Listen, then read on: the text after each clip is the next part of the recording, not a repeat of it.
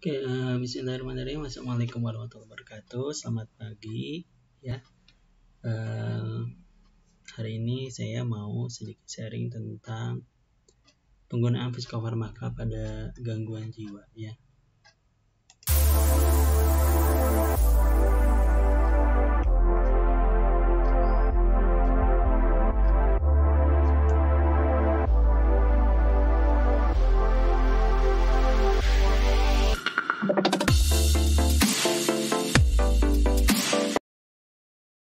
Oke, kita mulai saja. Jadi, teman-teman, saya mau bikin mind map dulu ya, biar kita bisa terlihat ya polanya seperti apa sih. Jadi penggunaan psikofarmaka itu atau misalnya psikofarmaka itu bertujuan untuk mengubah dan mengendalikan proses abnormal yang terjadi di susunan saraf pusat, seperti gangguan dalam proses pikir, perasaan, fungsi motorik, dan perilaku. Nah, berdasarkan sasarannya, psikofarmaka itu dibedakan atas 4 kelompok utama nih.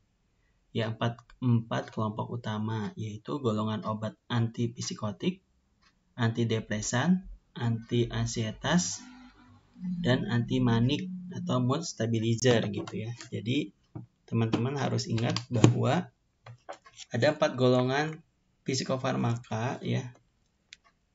Yaitu yang pertama, saya ulangi lagi, ada antipsikotik, ada antidepresan, ada anti-ansietas, dan anti-manik atau mood stabilizer.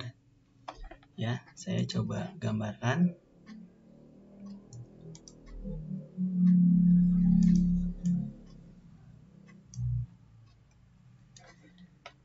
Jadi, psikofarmaka.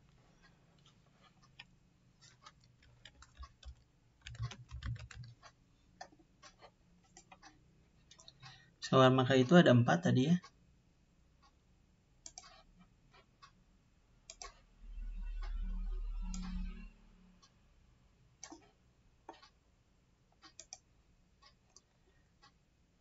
Jadi yang pertama itu ada antipsikotik.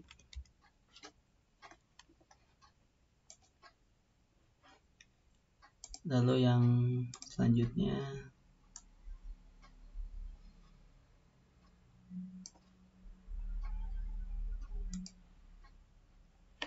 ada antidepresan. Lalu yang ketiga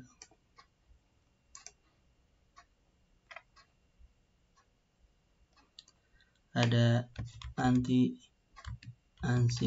ya. Lalu yang keempat ada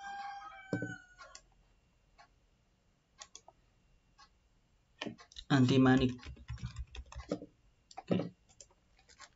Jadi ada 4 ini ya. Saya geser dulu.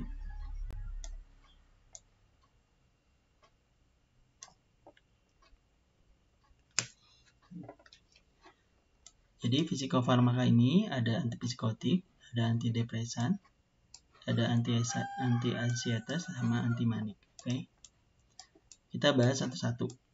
Ya, dari mulai antipsikotik ya. Nah, antipsikotik itu ya diberikan pada gangguan psikotik dengan berbagai etiologi, misalnya skizofrenia, skizoafektif, gangguan otak organik dengan gejala psikotik, gangguan bipolar dan depresi mayor dengan gejala psikotik, serta pada sindrom Tourette ya. Tulisannya Tourette. Nah, jadi saya tulis lagi ya.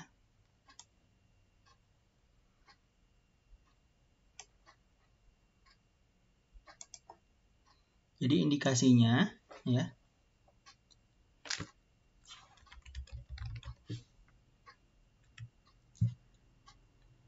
Yang pertama itu skizofrenia.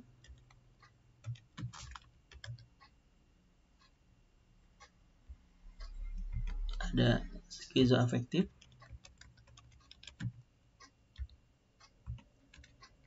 gangguan otak organik dengan gejala psikotik, lalu gangguan bipolar dan depresi mayor tentunya, dengan gejala psikotik serta pada sindrom Tourette. Kayak gini ya. Tahap penggunaan obat ini memiliki beberapa tujuan ya.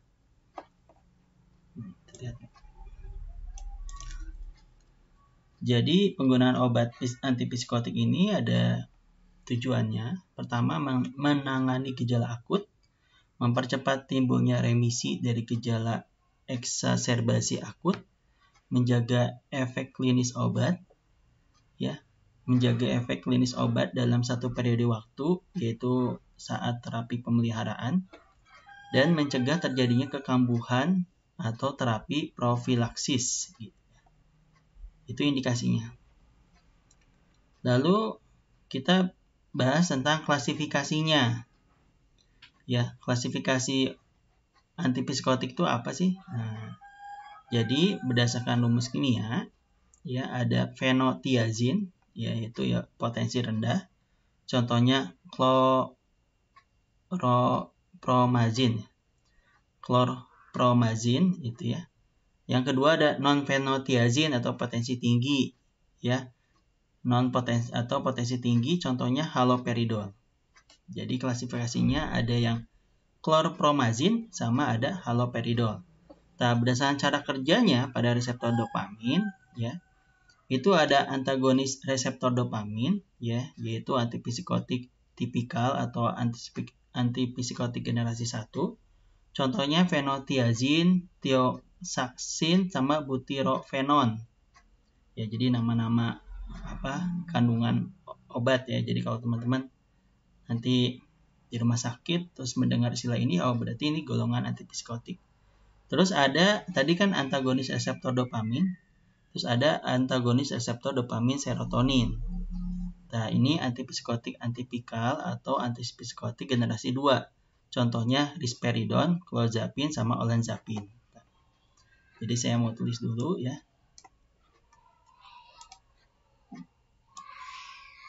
Jadi kita klasifikasinya ya.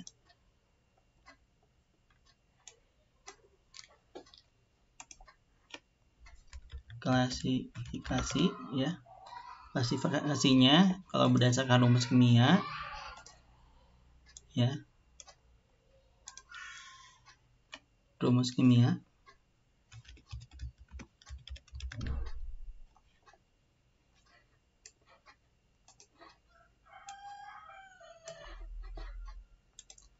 itu ada 2, yaitu fenotiazin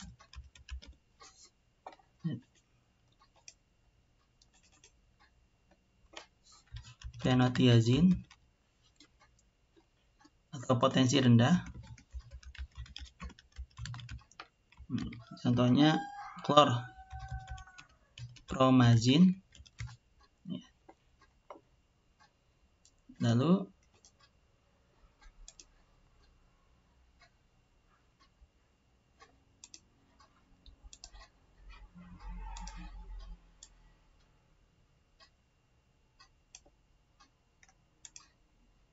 yang kedua yaitu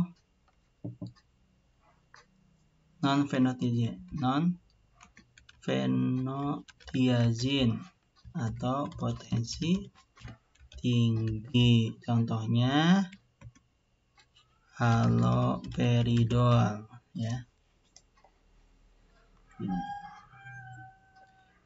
Nah, terus tadi rumus kimia. Sekarang ada lagi yang berdasarkan cara kerja.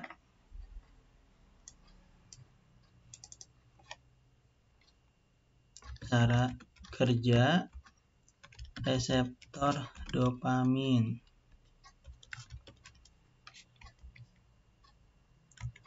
ya. Itu ada 2, yaitu ada antagonis reseptor dopamin. Kita biasanya namanya antipsikotik generasi 1 ya. Generasi 1. Contohnya fenotiazin, tiosaktin, sama butirofenon. Oke, terus itu lagi yang generasi kedua ya. Lagi ada antagonis reseptor dopamin, serotonin, atau generasi 2. Atau bisa juga disebut, misalnya yang ini disebutnya tipikal, nah ini disebutnya antipsikotik, atipikal. Jadi ini tipikal, ini atipikal. Apa aja sih kalau yang generasi kedua? Contohnya risperidon,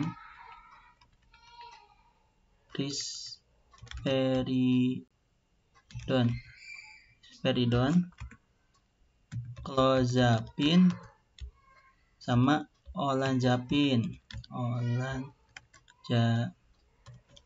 gitu ya. Oke, jadi ini ya. Oke, review psikofarmaka itu ada 4 ya. Ini antipsikotik yang kita bahas indikasinya ya. Ada skizofrenia, ada gangguan otoorganik dengan gejala psikotik. Contohnya ini klasifikasinya.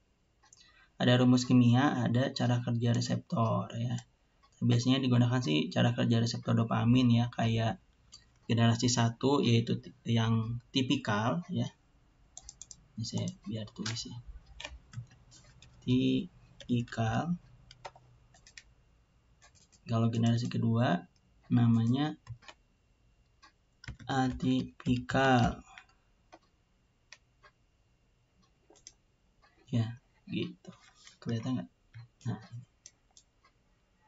jadi ada tipikal, ada atipikal.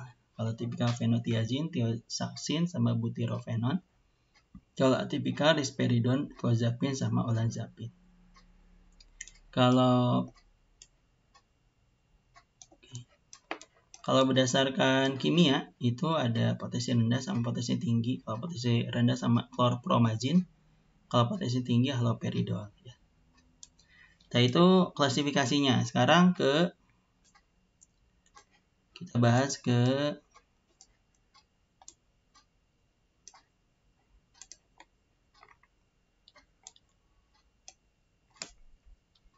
kalau mekanisme kerjanya, jadi pemberian antipsikotik ini gitu ya, baik generasi 1 yang tadi ya, maupun generasi kedua ini menurunkan timbulnya gejala psikotik seperti halusinasi dan waham melalui penghambatan reseptor ya. Jadi itu menurunkan timbulnya halusinasi dan waham gitu ya. Jadi kalau misalnya kita sebagai seorang perawat ya, poin pentingnya adalah menurunkan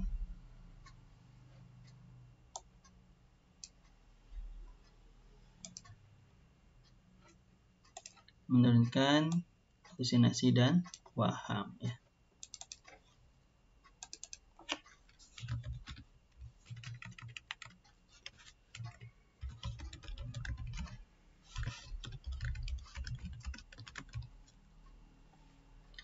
Melalui penghambatan reseptor ya, pasca sinap dopamin khususnya D2 dan serotonin di otak. Dalam dosis terapi sekitar 80% reseptor D2 dapat dihambat. Lebih dari itu akan timbul efek samping berupa gejala ekstrapiramidal. Sebaliknya, golongan antipsikotik generasi 2 bekerja pada reseptor D2 sekaligus 5-HT2 atau serotonin.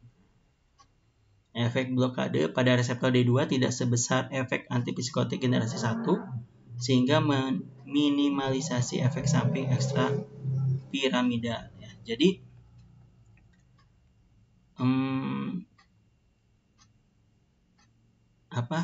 banyaknya gitu ya menggunakan generasi 2 gitu ya dibandingkan generasi 1 gitu, karena tadi ya efeknya itu efek sampingnya itu ekstra piramidal ya. Jadi efek sampingnya itu ekstra piramidal. Oke, sekarang masuk ke farmakokinetik ya. Jadi obat antipsikotik dapat diberikan secara oral ya. Jadi obat antipsikotik ini tuh bisa diberikan secara oral.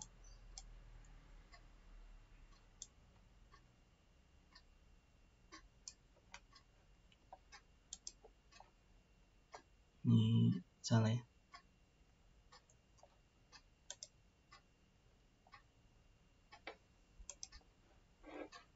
Harusnya ke sini.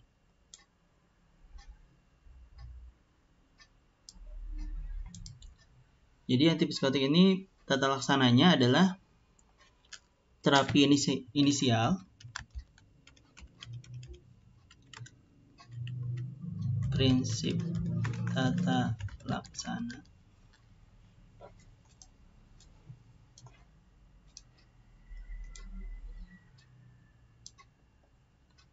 Ada terapi inisial. Nah, terapi inisial ini pemberian obat dimulai dari dosis minimal yang dianjurkan. Dosis ini kemudian dinaikkan secara bertahap dan perlahan dalam rentang waktu 1-3 minggu sampai tercapainya dosis optimal yang masih dapat digunakan untuk mencegah timbulnya gejala psikotik ya. Lalu ada terapi pengawasan.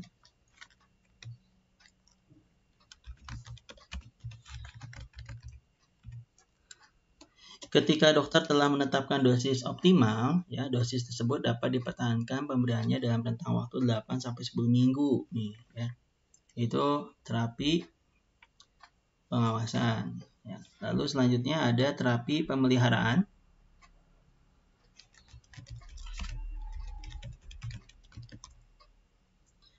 Nah, terapi pemeliharaan ini penurunan dosis dilakukan secara bertahap hingga didapat dosis minimal yang dapat diberikan tanpa menimbulkan kekambuhan. Tahap ini dicapai dalam waktu beberapa bulan sampai tahun. Ya, jadi itu jadi ada terapi inisial, terapi pengawasan, sama terapi pemeliharaan. Pasien dengan kondisi akut dan serangan terjadi pertama kali, terapi diberikan sampai jangka waktu 2 tahun. Jadi kalau misalnya terkena gejala antipsikotik atau tadi ya gangguan skizofrenia misalnya, itu diberikan sampai jangka waktu 2 tahun. Jika kondisi sudah kronis atau timbul beberapa kali kekambuhan, terapi diberikan sampai jangka waktu 5 tahun atau seumur hidup. Ya, jadi itu prinsip tata laksananya. Sekarang masuk ke efek samping ya. Sebenarnya efek samping itu banyak banget ya kalau teman-teman perhatikan gitu. Jadi ada Parkinsonisme ya. Kalau untuk gejala generasi 1 kita coba ketik juga ya.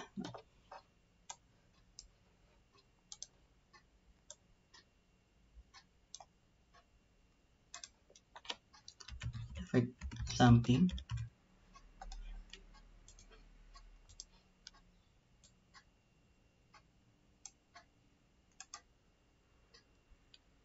Jadi ada tadi ya antipsikotik generasi 1 atau tipikal ya. Gejalanya ekstra piramidal. Nah, yang tadi ya, gejala ekstra piramidal. Oke. Apa aja sih? Nah, ini pertama itu ada Parkinsonisme.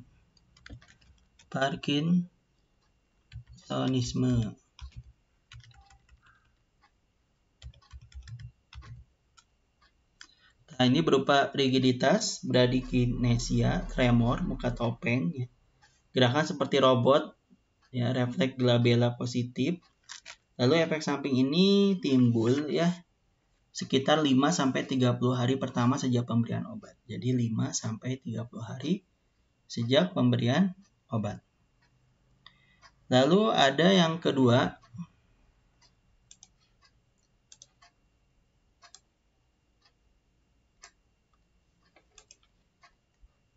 itu ada distonia akut. Distonia akut. Nah, distonia akut itu merupakan spasme otot yang dapat bersifat permanen maupun sementara. Gejala yang ditemukan yaitu opistotonus, ya, rigiditas otot punggung, krisis okulogririk, spasme pada otot mata, makroglosia, protusi lidah, dan distonia laring yang dapat menyebabkan kematian mendadak. Distonia akut dapat timbul dalam 3 hari pertama setelah penggunaan obat. Ya. Jadi itu namanya distonia akut, seperti spasme otot yang dapat bersifat permanen maupun sementara. Ya. Lalu apa aja selain distonia akut juga ada akatisia.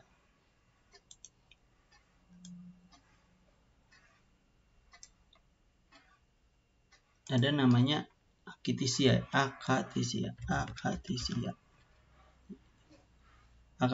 Akatisia itu pasien cenderung selalu ingin bergerak dan tampak gelisah, ya.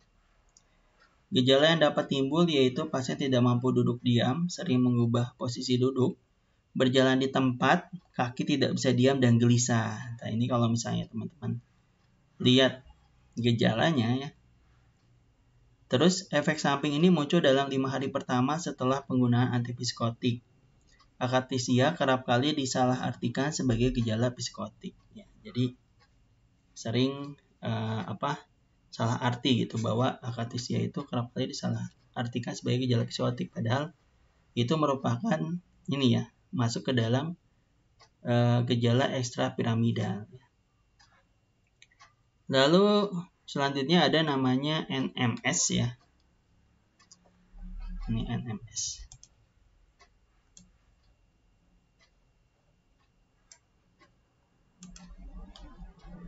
Neuroleptik, ya.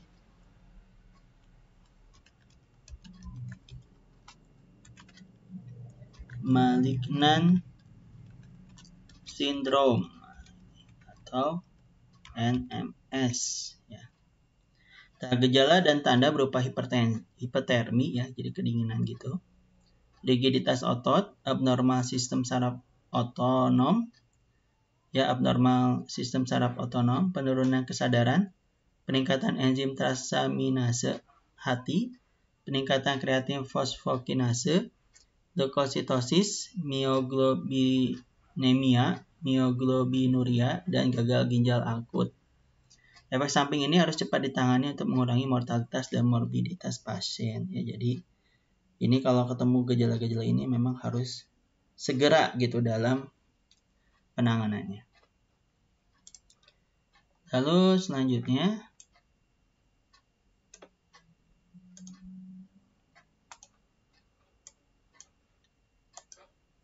ya masuk ke dalam sini. Itu ada tardive dyskinesia, ya. Jadi tardive dyskinesia, ya, atau TD, ya. Itu apa sih? Ini merupakan efek samping jangka panjang yang timbul akibat penggunaan antipsikotik generasi 1. Jadi kalau terlalu lama penggunaan obatnya nanti akan muncul ini gejala efek sampingnya. Nah, gejala yang ditemukan adalah gerakan motorik abnormal yang tidak terkoordinasi seperti gerakan mengecap, merutkan wajah, meringis, menggeliatkan badan. Oke, jadi saya simpulkan gejala efek samping dari antipsikotik ini. Efek samping itu antipsikotik generasi 1, ya, gejala ekstrapiramidal itu ada Parkinsonisme, ya, ada akatisia, ada distonia akut, ada NMS, sama ada TD ya. Nah, itu baru generasi 1. Sekarang masuk ke generasi yang kedua ya.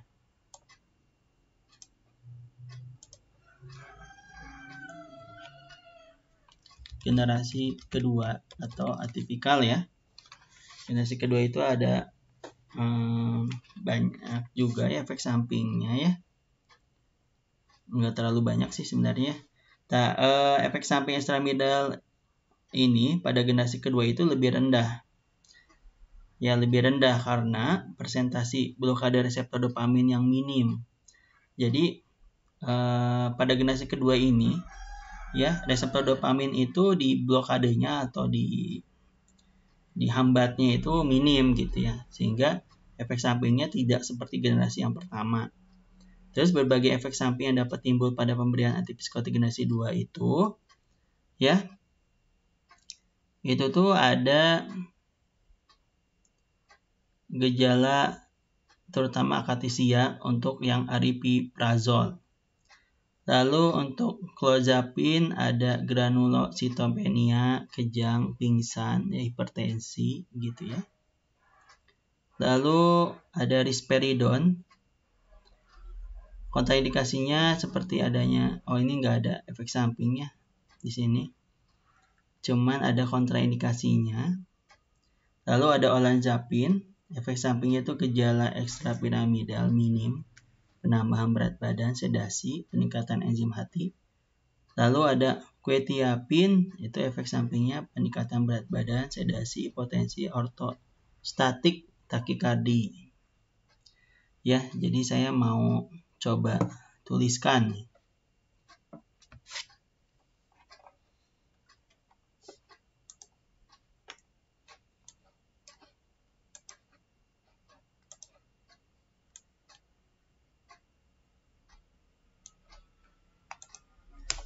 Jadi ada aripiprazol, ini nama obatnya. Efek sampingnya itu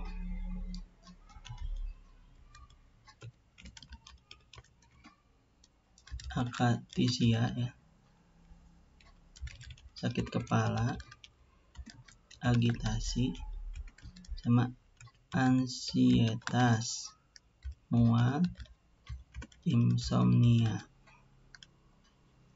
Kontraindikasinya hipersensitif terhadap obat, riwayat gangguan jantung, sama yang memiliki potensi terjadinya hipotensi atau riwayat kejang. Nah, ini nggak boleh pakai aripiprazol ya. Lalu yang kedua ada clozapine. Efek sampingnya ada granulositopenia ya. Ada kejang, ada pingsan, ada hipertensi, ada aritmia, ada miokarditis, retensi urin nih.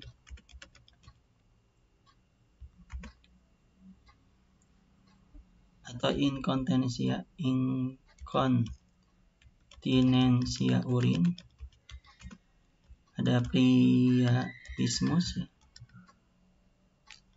Ada NMS yang tadi ya. Ada rigiditas, ini banyak lumayan ya. Tremor, akatisia, gangguan regulasi suhu tubuh.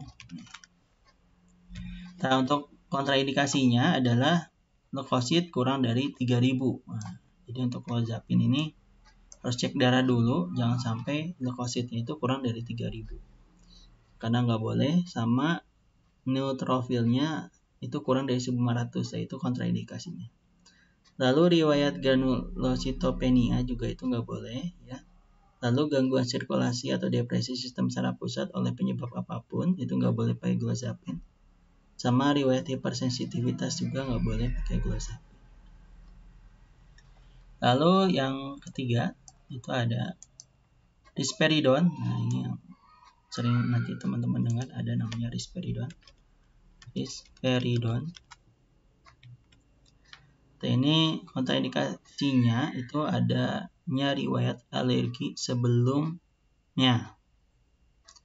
Jadi ini nggak ada efek sampingnya, cuman kontraindikasi aja. Ya, ada riwayat alergi sebelumnya, riwayat infak miokard akut dalam 6 minggu terakhir, riwayat tardif dyskinesia. Lalu usia kurang dari 15 tahun ini nggak boleh. Riwayat agranulositosis, riwayat NMS, hamil, atau mengasuh anak nggak boleh pakai risperidone. Oke. Terus selanjutnya ada olanzapine ya. Olanzapine itu memiliki efek samping gejala ekstrapiramidal minim ya. Jadi efek ekstrapiramidal minim, lalu penambahan berat badan, sedasi, sama peningkatan enzim hati.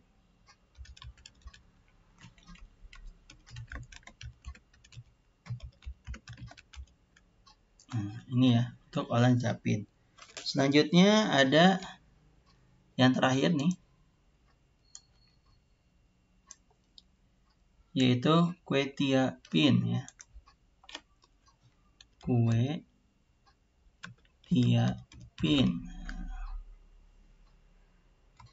Ini nama obatnya. Efek sampingnya peningkatan berat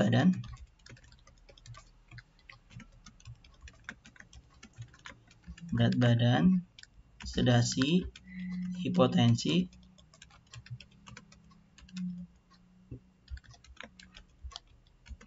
takikardi, risiko efek samping ekstrapiramidal minimal. Oke. Jadi ini ya. Kurang besar. Jadi untuk generasi kedua itu ada 5 ya. Ada aripiprazol, ada clozapine, ada risperidone, ada olanzapine, sama ada quetiapine ya. Kalau tadi untuk generasi ke-1 ini efek sampingnya ya. Lalu obat-obatnya apa aja sih? Ya, ada fenotiazin, ada chlorpromazin, ada flufenazin, ada perfenazin ya, ada thioridazin, ada trifluoperazin gitu ya. Lalu ada haloperidol, ada butirofenon, ada loxapin. Itu banyak ya. Jadi mungkin perlu ditulis juga ya.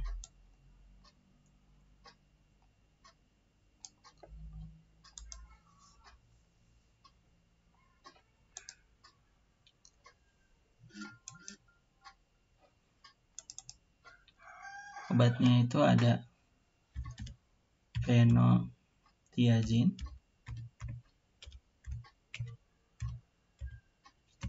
ada chlorpromazin,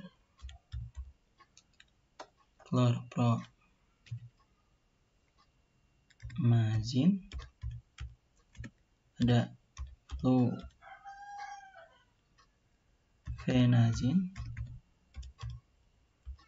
ada perfenazin,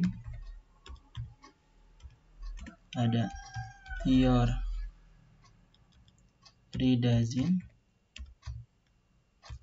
ada trifluoperazin ya. Lalu ada butirofenon, ada haloperidol, lalu ada lainnya itu loxapin ya, ini loxapin. Nah, kontraindikasi untuk generasi pertama ini ya.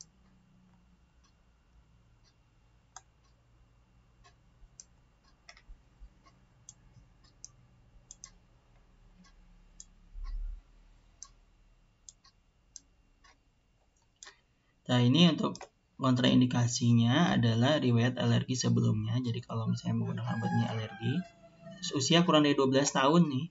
Jadi kalau misalnya sekarang udah banyak juga ya anak-anak yang terkena gangguan masalah kesehatan jiwa gitu ya. Nah, itu nggak boleh diberikan di bawah usia 12 tahun. Terus riwayat infak miokard dalam 6 minggu terakhir, riwayat tardif dyskinesia, riwayat agranulositosis, ada juga riwayat timbul neuroleptic malignant syndrome atau MS, sama hamil atau menyusui. Ini nggak boleh. Yang nggak boleh menggunakan obat ini. Oke, terus tadi kita udah bahas ya efek sampingnya. Nah, sekarang yang terakhir adalah sebenarnya tata laksana efek samping. Jadi kalau misalnya sudah terkena seperti itu, sebenarnya gimana sih penanganannya gitu ya. Tata laksana efek samping.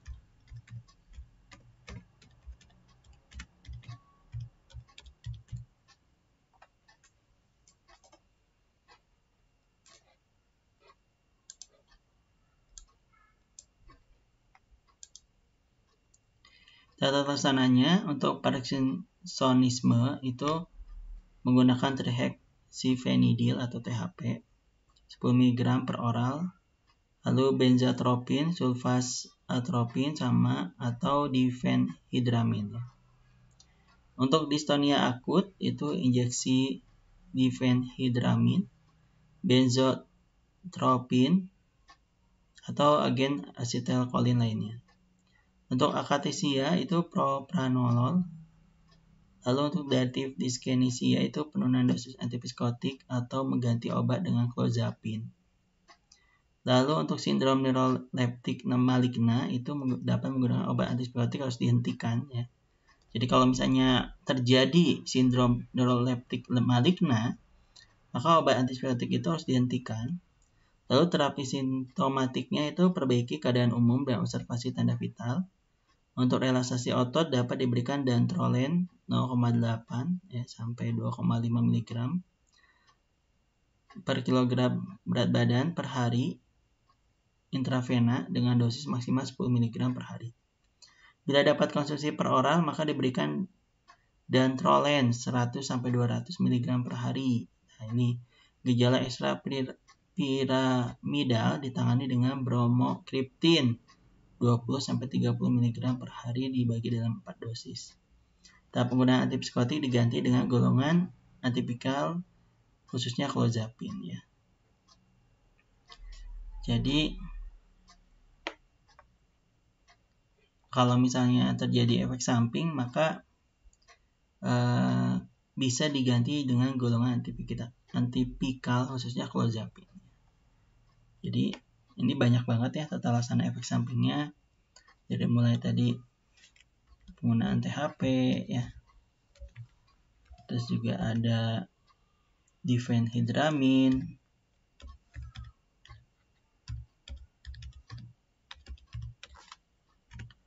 Lalu ada propranolol ya.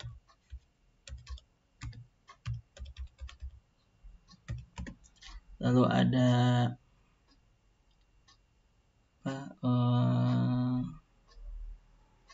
mengganti obat dengan clozapine.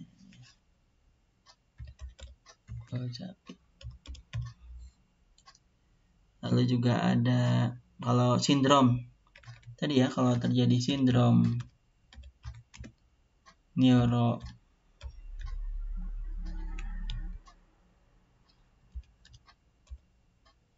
neuroleptik ya maligna, maka ini harus dihentikan.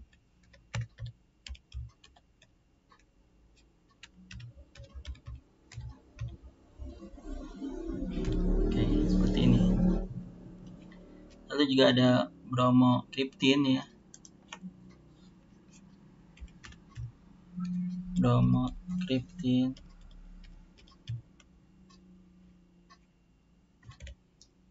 ya. Oke, jadi seperti ini. Jadi antipsikotik itu efek sampingnya atau efek sampingnya bisa memberikan THP, difendihydramin, propanolol. Ada juga mengganti obatnya dengan clozapine ya. Lalu ada bromokriptin. Kalau misalnya terjadi sindrom neuroleptik maligna harus dihentikan ya. Oke, itu antipsikotik ya. Itu antipsikotik.